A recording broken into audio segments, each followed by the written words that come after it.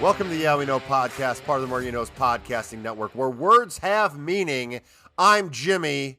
Rod is here. Old man Chris is here. We have a lot to talk about. Chris, give me an old man take. I know you're already mad at me, You Jimmy. rat bastard. I'm not going to give you an old man take. I'm going to give you a new fan take. I know this is going to mess with your producer little gig that you do for each episode, but I gotta start here. All right, as a new fan. What I do for each episode. I'm going to end you. Right now, you're talking like Minnie Mouse. All right, I know we weren't going to talk about Roman till later, but I gotta bring him up now. All right, I am a new fan. I am more like a new fan than either of you guys. All right, it's been over 20 years since I was really invested in WWE until I got reinvested the past year and a half or so, almost 2 years now. And as a new fan, I'm beginning to get too bogged down with Roman and the bloodline and when is that going to end. I know he has been the Universal Champion for a record amount of time, but as a new fan, seeing the same thing over and over and over and over again, it is getting a little bit tiresome. And I don't know how the WWE is going to continue to draw more and new fans in if when they come in and watch, they just see the same thing over and over again. As the producer, I'm going to go to Rod next because I'm also the host, Chris, and I do a couple things on this network, Chris. Rod, what did he even talk about? I was just staring at him the whole time. He said something about Roman Reigns, but I'm going to hold my Roman Reigns thoughts until we get to the match at Crown Jewel and possibly spinning Roman forward, which I have a feeling we might do on this podcast because future booking Roman Reigns losses is one of the most favorite pastimes of wrestling podcasters these days. But I'm going to start with what I'm hot about. And what I'm hot about is what took us so long to unleash Adam Pearce. Come on. We give the dude a promotion. He's general manager of Raw. And all of a sudden, I'm like, bring me Adam Pearce. He's cutting promos, hyping matches. He's coming down to the ring, throwing people out immediately. I'm like, let's go. Adam Pearce with a little bit of bravado, a little more. I don't have to just jump on the phone and talk to Hunter, talk to Vince. I'm the shot caller here on Monday Night Raw. I'm here for it, Jimmy. Okay, so much to talk about there. First of all, no one does War Games better than William Regal, but I think Adam Pearce is a number two. You want to play games? You want to play games? Let's play War Games. I thought that was fun. But going back to Chris, yes, so we had Crown Jewel, which Rod and I tied with. Rod had a nice solo take. I had a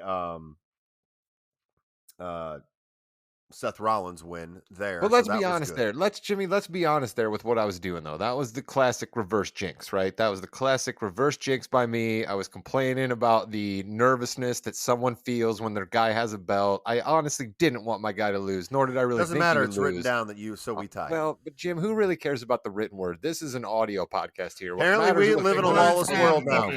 We live in a lawless world, so whatever, that's fine. We're good. Speaking of lawlessness, yes, Chris, I think Roman Reigns is a really big thing to talk about here because they mentioned more than once on that presentation that, hey, he's almost close to Hulk Hogan. Do you know when he has to go till to tie Hulk Hogan?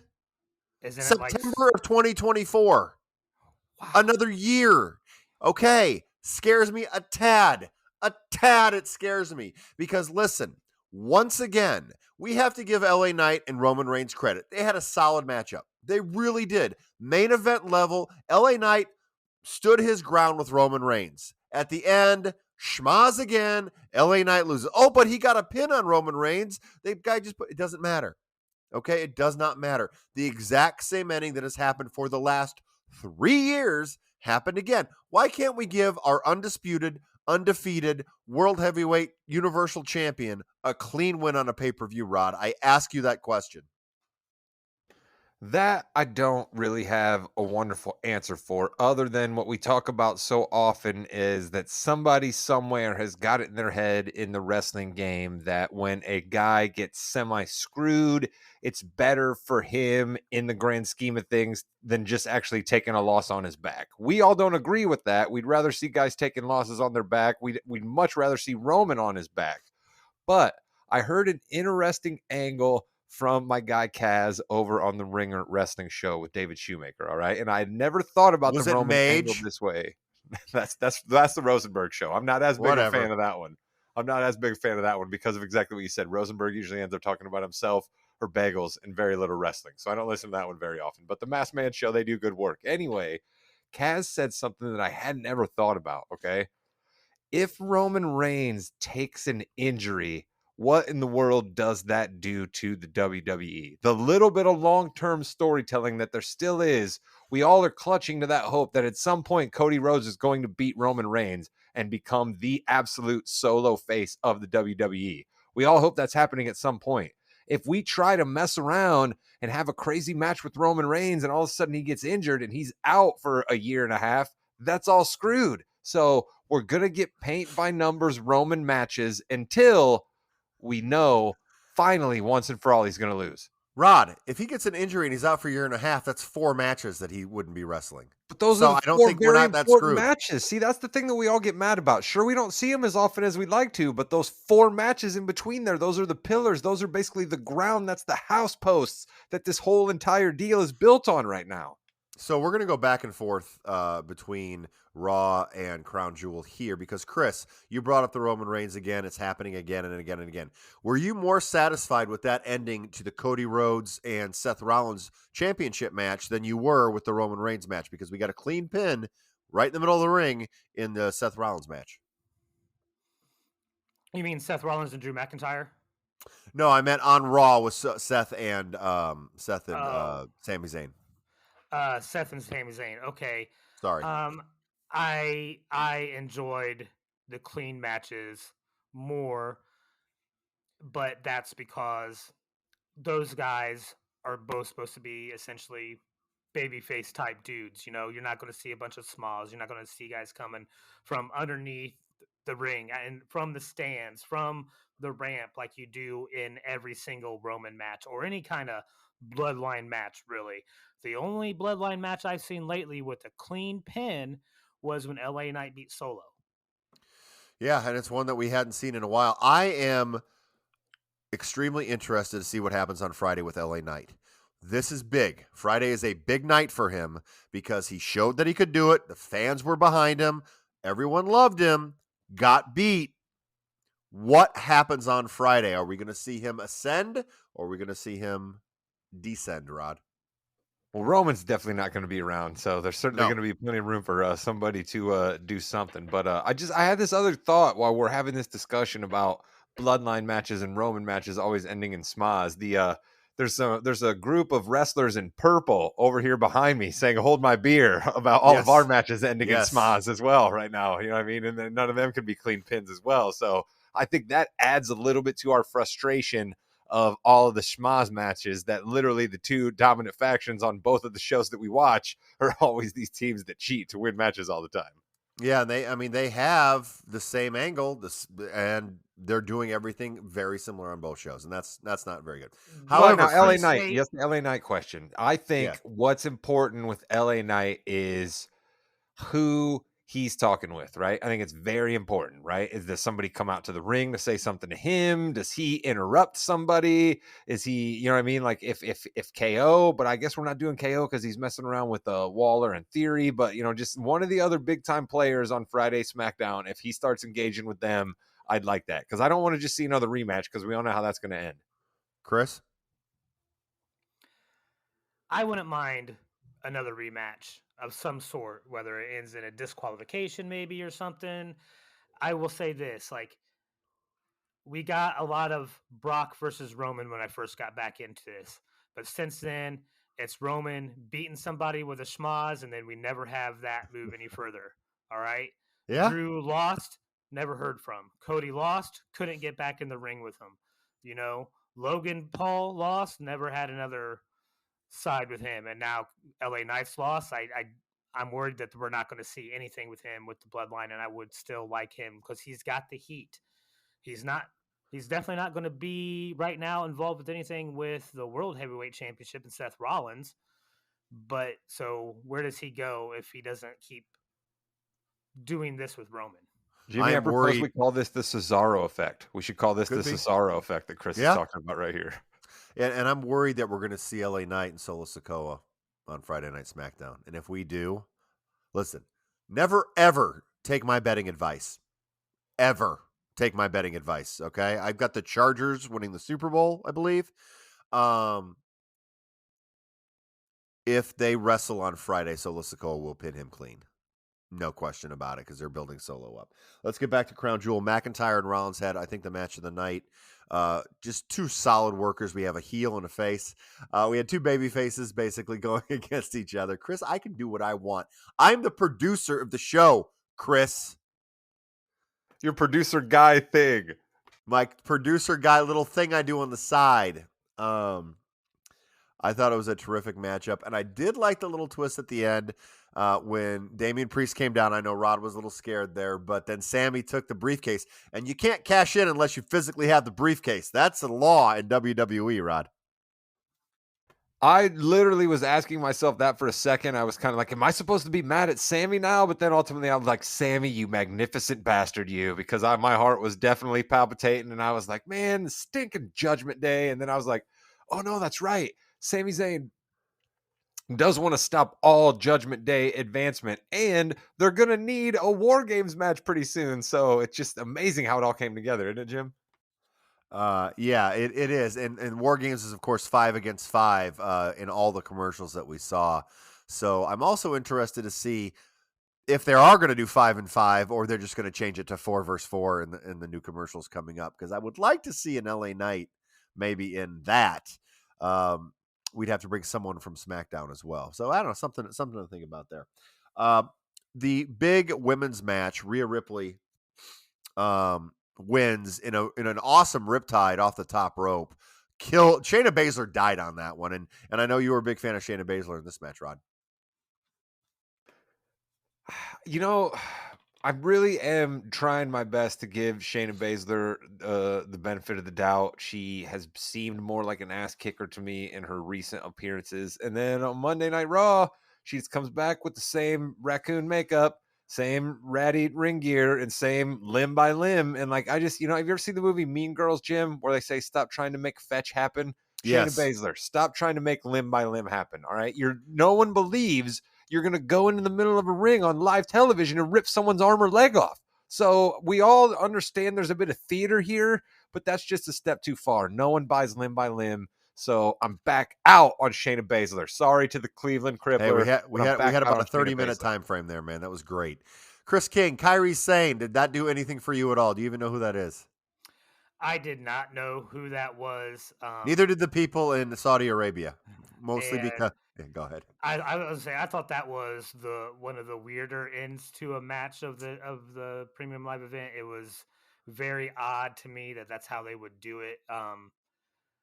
I expected Party Crashers to be out there, but not some random person I've never seen before. So Kairi Sane is known for an all-white gimmick, pirate, kind of a pirate gimmick. But you can't do that when you can't show any skin at all in Saudi Arabia. So they had her come out all in black. She's got one of the best elbows in the game, though. She's a terrific wrestler and great to be back. And she was thrown out of the hurt by Bayley. So I think that brings some that's long-term storytelling that Vince McMahon would not have remembered, but Triple H did. So I like it. It didn't even hit for me right away. Listen, anything that basically means bad times for Bayley, I'm for at this point, right? Which is also what Bayley's supposed to be. So kudos to her for being that level of a heel at this point to make me care about the Party Crashers, aka Damage Control, as much as I still do, even though they have no real... I still don't understand exactly what they're controlling damage to what, to who, what are their ring outfits, Our why name are they is so together? much better. Yeah. Definitely better. Party Crashers made so much more sense. But listen, nobody's listening to us when it comes to naming things. So, But whatever. I'm fine. We need to make more women talent. We need to have more things that seem to matter on the women's side. We talk about it very often here. And so, the more good women players we get, possibly we could see a women's intercontinental belt someday down the road. I guess that would be my long-term answer here. Well, and we saw a lot of that on Raw with a lot of new faces coming up, and I love that. That is going to be something that I hope in 2024 we get another all women's pay per view. I think that would be kind of neat. A couple matches I just want to gloss over real quickly. Io Sky did defeat Bianca Belair. Io Sky is still the champion. And then Cody Rhodes beat Damian Priest. But I do want to talk about the Cena and Solo match, which for a little while was going back and forth, and all of a sudden I think there was 38 thumbs, killer thumbs to the neck. This is your WrestleMania match. That's the only way I can see this playing out is this is your WrestleMania match, Chris. There was a comment made by Rod during the post Premium Live event text thread that we have, where I'm going to steal from him on this, but that ending did nothing to me but make John Cena look feeble and old and unable to perform in the ring. And I don't think that's what you want in a Hall of Famer who's been working for you for the past couple months. Rod, do you want to take any of Chris's takes, including banning the forward pass in football? No, listen, when I have something good, man, I prefer that people then at least give me credit for it, right? And then other folks are like, hey, if he thinks that he said something retweeted good, more you. people will. And it'll come along. But because I completely agree. You gave us this whole business where Cena's in the ring and he's all fired up. Oh, my, I got to win. And, you guys are going to think less of me and all the above. And then he just absolutely gets punk wasted, 38 thumbs to the throat, and seems to have no way to defend himself whatsoever. And so I personally did not like it. I guess fine. Anytime I see John Cena or hear his music, I'm going to be excited. So, and of course you're going to bring out your biggest stars for WrestleMania, but whatever, man. You could have done John Cena a little bit better than this, in my opinion. What does he even say the next time he comes out, though? We won't see him for months, so it'll probably just won't even be mentioned, really. Packages over the next few months of him retraining and things like that, saying his prayers, eating his vitamins, all that stuff. And saying, he had to go back and he had to really rethink things and train harder. And I challenge Solo Sikoa at WrestleMania. If I lose, I retire. Done. Here's what I guess should be said about it, Jim. And we don't talk about this angle often enough because Chris and I aren't as steeped in this kind of thing as you are, but I'm going to try to prompt you a little bit here. What is great about what Cena's doing here is he's making the fact that he's a 16-time world champion still means something, okay? If the WWE is floundering and it doesn't seem important that you were a world wrestling champion, then what does it mean that John Cena has a 16 next to his name? But if he comes back and he helps foster a future generation and he helps get people over, that does nothing but good things for the business, which then does nothing but help promote John Cena's legacy. I don't think he's that kind of a selfish dude, but it's great to see that he's coming back and he's willing to get somebody over. Yeah. Yeah, it is. Speaking of getting people over, Logan Paul is your new United States champion. And we had, on Raw, we had an instance where someone got hurt pretty bad. And on Crown Jewel, we had an instance where someone almost got hurt pretty bad. What an amazing partner Logan Paul is for Rey Mysterio. He noticed that Rey was going to come up short and land directly on his, straight up and down, vertical position on his head. And he ran and caught Rey.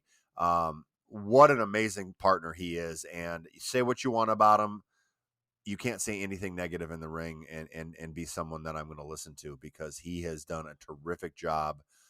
He is a terrific heel, and he's your United States champion, and he is going to milk this forever, and he should, and the WWE should, and they should have someone big come up and beat him in 6 months or so. So I thought this was a very good way to get that belt a little bit higher on the card, Rod. And you're also going to have that belt be traipsed around to lots of different places that Logan Paul goes to and gets his picture taken. So that's just not going to be a bad deal at all, man. Hopefully you sell a few more of those title belts. And you're going to have to refresh my memory. Who got hurt on Raw? I guess maybe I was fast forwarding around. Well, there's a Ricochet situation that we're going to talk about next. So we'll talk about Ricochet. Okay, that's right. Ricochet did look a little. Yeah. Okay, that's right. But yeah, it was. I noticed that right away that Logan Paul caught Rey Mysterio, and we call Logan Paul a celebrity, but that's almost a slap in the face to his wrestling ability at this point. I mean, he's just a top-notch part-time wrestler. There's just no ifs, ands, or buts about it. So kudos to Logan Paul, man. His lead up to that match, they really super cooked it and did it in a short amount of time, but I felt like I still bought it enough. The weigh-ins and the press conferences and all that. So nobody can do that stuff better, Logan Paul, and then he backs it up in the ring. Chris, overall thoughts on this one? You're 100% right. I don't like Logan Paul, okay? But you cannot deny that he has definitely put in work to make himself as a viable in-ring wrestler. Because if it was any other celebrity out there doing something, I don't think Rey Mysterio gets caught and it's a major injury. It could have been infinitely worse. So kudos to Logan Paul for putting in the work and being a professional about it. And great heel. I'm still not going to root for him. But yeah, I mean, maybe I could see LA Knight doing something with him down the road. That may be interesting. Yeah. But Hey, the megastar versus yeah, that's not a bad idea. That could be a WrestleMania match. That could. I mean, if they're that I like that. Those guys Let's write that those down. guys could talk some serious smack back and forth to one another, so that'd make for some cool promos. So going to Raw, a few things happened. We already talked about the Zayn and Rollins terrific main event there, but Miz, Bronson Reed, Ivar, and Ricochet had a match for the number one contendership, and halfway through the match, a little bit more than halfway, Ricochet did a move where he landed on his head, and I saw that live. And I was like, that's not good, and he just laid there for a minute, and you could tell after that for a good, next few minutes, he was not himself. He was slow. He was missing some things. He kind of got back, but guys, he was not supposed to kick out at the end. It was supposed to be a double pin to have Ivar and The Miz both pinning Ricochet and Bronson Reed. And they were supposed to then probably have a three-way with Gunther. But Ricochet's wasn't all there, and he kicked out. So we now have The Miz versus Gunther right now at Survivor Series. You know what, though? I'm for it. Like, it seemed to be just like a groundswell in the crowd where people were just kind of like, you know what? All right, go ahead, Miz. And people were like cheering for him, and he was actually putting in some of the better wrestling work that we've seen him do for a while. So, like, you know what, man? Like, give Miz his flowers. All right, the guy's been wrestling for a long time. He's put in a lot of good work for the WWE. Give Miz his flowers. That's what I say. Chris, please tell me that you're not giving Miz anything. I got to. For one, he helped put Grayson Waller in his place at the Premium Live event, so I enjoyed that. And Rod's right again. He did some of the better wrestling that I've ever seen The Miz do since I started watching in that four-way match. I believed him as a winner there. I can see definitely how they probably wanted to do something different with a three-way or another match with The Miz and Ivar before SummerSlam, or not SummerSlam, but Survivor Series. But I was impressed. It was the first time since I started watching again that I believed The Miz as a wrestler instead of a mouthpiece. Okay. It should be about a 4-minute match between Gunther and The Miz, and that's what it should be at Survivor Series, and The Miz is going to be very, very red. Brutus and Julius Creed and DIY, I like what they're doing with the tag division too. Having two good guys, a lot of face versus face. I know, Chris, you don't know what that means, but that's okay. A lot of face versus face matches we had here. And it's funny because you can see with the Creed brothers, they're not quite there yet. Because remember, in NXT, you have an entire week at the Performance Center to practice your match with your opponent. Whole week. On the main roster, you get there at 9 a.m. and they say at 8 p.m. you're going against DIY. And here's the finish. Go. So you can see there's a little hesitation, and that'll get better with time, and they just need practice on that, so I'm okay with that. I like the Imperium and DIY. I think that'll be good. That might be a Survivor Series matchup if we get two teams of 4 here going against each other. That might be a traditional Survivor Series match coming up, guys. Jimmy, listen, I was a little worried we were going to have to come on here and do a pretty somber podcast, though. If your boys DIY, we're going to have to lay down to the Creed brothers on the day that they signed their Raw contracts. I was going to be a little bit like, oh, my goodness, that's not... you can't have either lose. Okay, that's fine. You can do Imperium, whatever. Ivy Nile also signed, and Ivy Nile had a heck of a battle royal. She eliminated a lot of people. Not very smart though. Hey, Ivy, here's a quick tip for you. If you throw somebody off the apron and they're out, and you're still on the outside of that apron, and you sit there for a good 20 seconds for no reason whatsoever, just go right in the ring. Just go right back in the ring. You'll be fine. I do hate that when it's a quick one. That's fine, but I don't know. We This we saw a lot of that in that women's battle royal. This battle royal was pretty rough, but I do like that Zoe Stark is getting the shot at Rhea Ripley. Her finisher is amazing, and Rhea takes it terrifically, like she did at Crown Jewel. So I'm up for it. Something different, Rod. Yeah, I guess. But here's the problem I have with that matchup at Crown Jewel that we didn't mention, okay? Because I am the fashion correspondent for this podcast. Like, can we please not essentially have Rhea Ripley and Zoe Stark wear the same exact outfit for a match? I mean, again, I understand we're under certain Valid. restrictions for the Saudi Arabian crowd, right? The rules that the Crown Prince and the boys have over there, right? We're not saying we agree with those rules in any way, shape, or the form. boys. We're just saying that, well, they all are boys, right? There's certainly no women in any way, shape, or form making decisions in Saudi Arabia. Correct. Yeah. So, hey, but what was big? All of them at least should be in a different color. That's all I'm saying. And you know what was big? And we should have mentioned this. The fact that they had, 20 men come out before Rhea Ripley, who was a female, was huge because they were kind of secondary to her. And that's big. That is huge in Saudi Arabia. And that's something that we take for granted. That was weird. Took forever. But I think it was a big moment. I think that we should have mentioned that. Thank you for reminding me. Well, you know what? Entrances are one of those things, right? That like can live in the YouTube world, right? The making quick videos. Hey, here's the top 5, cool entrances. Like Bianca when she had the band come out, right? Now Rhea has this one. Everybody's got to have their little entrance one time or another. Rey Mysterio got to ride in a lowrider with Snoop Dogg. Dom got dropped off by a jail van. Everybody gets their own little entrance every once in a while. And you mentioned this earlier, but Xia Li did take out Becky Lynch, and I like the fact that Adam Pearce was not having any of it, so both of them were out. That's a good match that we'll have on Raw coming up. Chris King, the whole Nikki Cross staring gimmick. Your thoughts on that? I enjoyed it during the Halloween episode of Raw that they did, and it was kind of funny at first in the middle of the ring where she just stood there and everybody fought around her. I kind of enjoyed that little gimmick, but after that and she gets tossed out, I lose all interest. I completely ignored anytime Michael Cole would mention her or anything else like that. Like I'm over it now. So we have in 2 weeks already War Games, Rod. That's crazy. I'm excited. I love a good War Games. There's been some terrific War Games matches, especially in NXT over the years. We have Finn Balor, Damian Priest, Dominic Mysterio, and JD McDonough against Cody Rhodes and his boys. We have Cody, we have Jay, we have Sami Zayn, and we have who's the fourth? The visionary, the revolutionary, the world heavyweight champion, Seth freaking Rollins.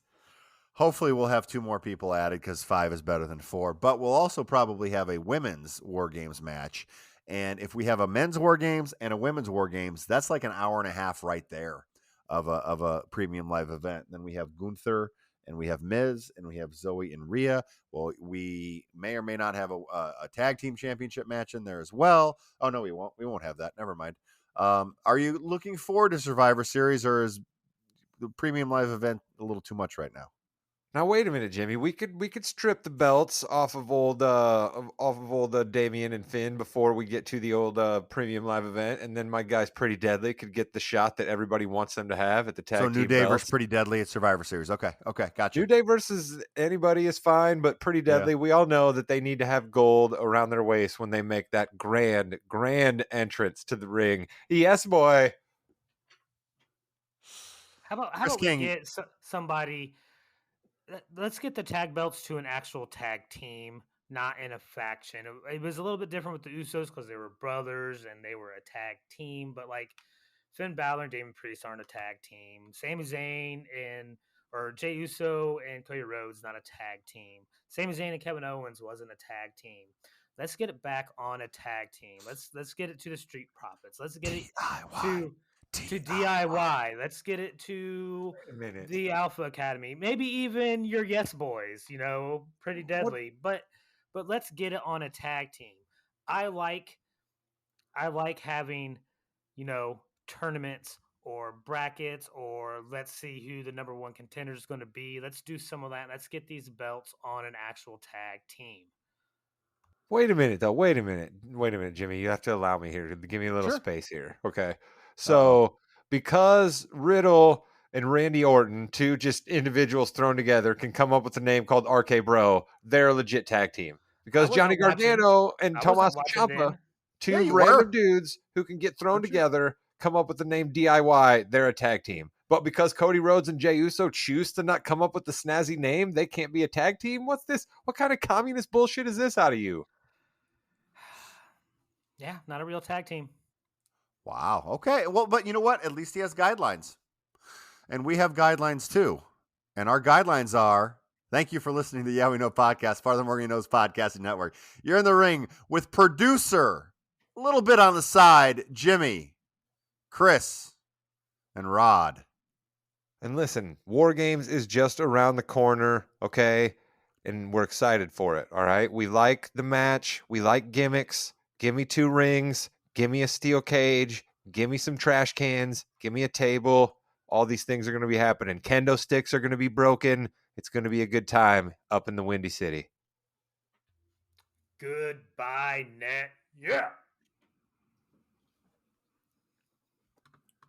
31